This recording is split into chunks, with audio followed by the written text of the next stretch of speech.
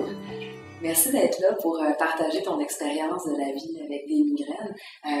Peux-tu te présenter pour nous? Oui, mon nom est Natacha.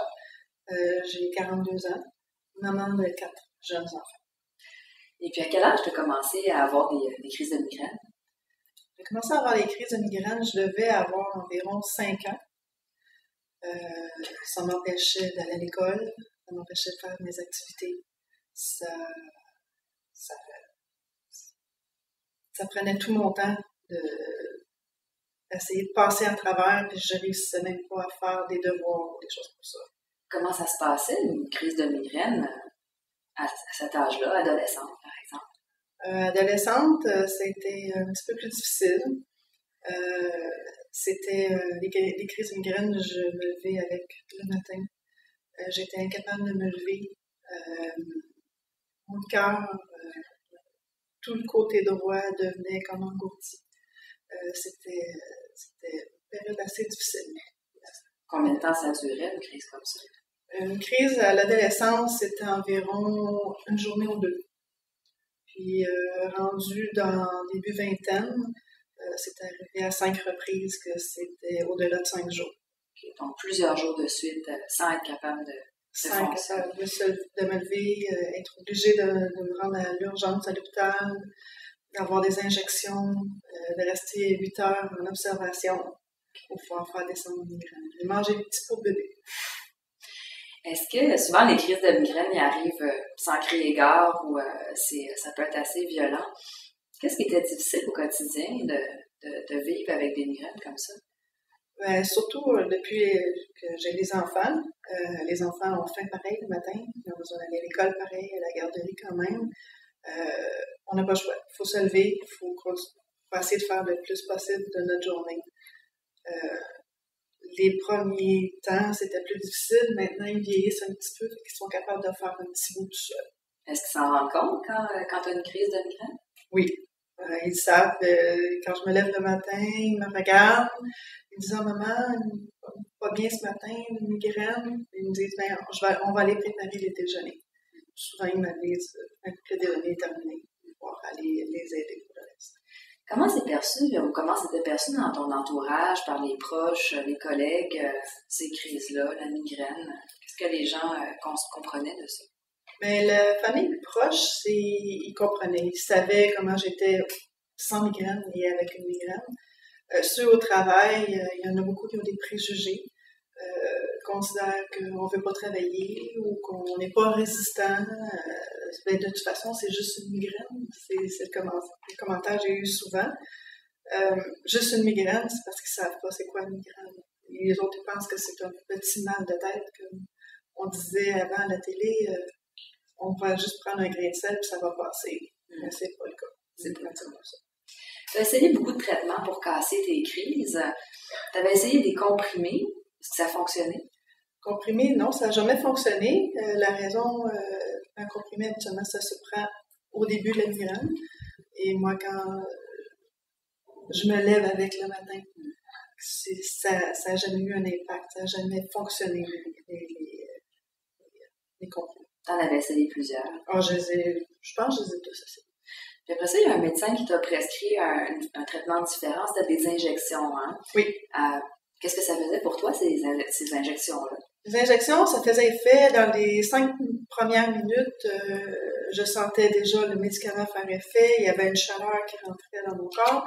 Sauf que les effets secondaires étaient très difficiles. Il y avait 1 ou 2 journées qui suivaient que j'étais pas bien. Je me sentais, je dis entre guillemets, fuzzy. C'est qu'on se sent comme pas à l'aise, le cœur qui branle tout le temps pendant au moins 2 jours. À cette époque-là, tu avais combien de jours avec des crises de migraine dans le mois ou la semaine? À ce moment-là, j'avais 1 à 2 migraines par semaine. Puis quand je donnais l'injection, ça durait 2 jours avec les effets secondaires. J'étais à peu près une journée par semaine que je peux dire que j'étais bien. C'était normal. Normal, oui. Puis les autres jours, c'était difficile de faire ça. Oui. Puis après, à ce moment-là, tu devais être un peu découragée. Tu avais eu aussi des traitements pour prévenir les crises, d'autres comprimés. à prendre tous les jours. Hein. Rendu là, comment tu te sentais avec toutes les crises, puis les injections, puis la vie Moi, j'ai pas mal laissé tomber à ce moment-là. Je me suis dit, ça fait comme 25 ans et plus que je me bats avec des migraines.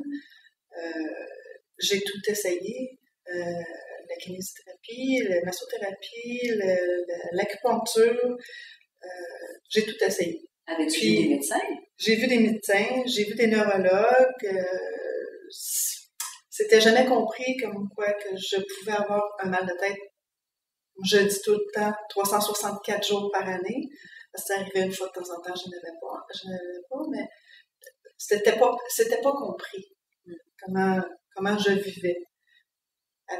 Avec toutes les déceptions que j'ai eues avec ça, je me suis dit à un moment donné, ben, on va laisser tomber. Je vais vivre avec.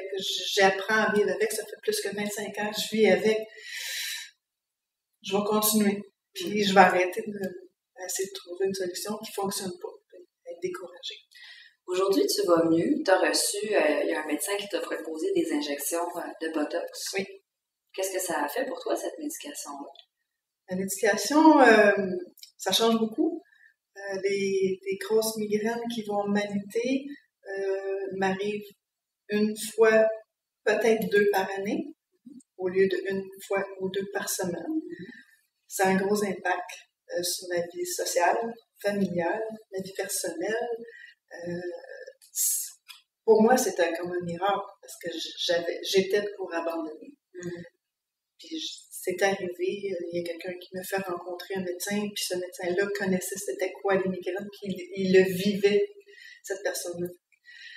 En le vivant, mais on comprend mieux, je pense. Puis aujourd'hui, donc, ta vie est meilleure, malgré... As-tu encore des crises? Oui, j'ai encore des crises.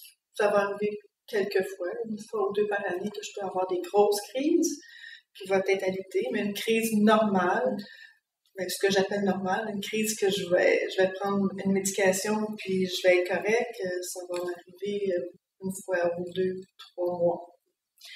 Est-ce que tu aurais quelque chose à dire à quelqu'un, une femme ou un homme dans la vingtaine qui a des migraines, qui commence, si on veut, cette vie avec les migraines, ou même un enfant, dans ton cas, ça a commencé très jeune. Oui. Des fois, on oublie que les enfants aussi peuvent avoir ces crises-là.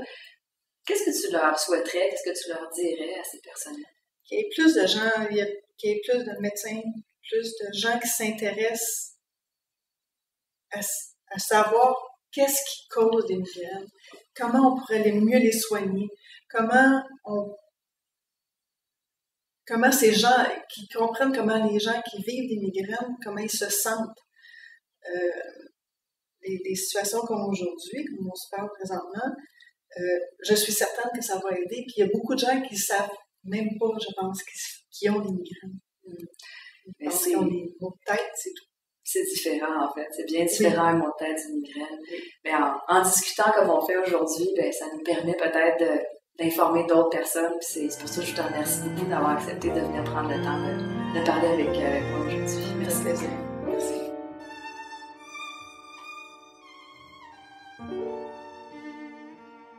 Merci d'être là aujourd'hui.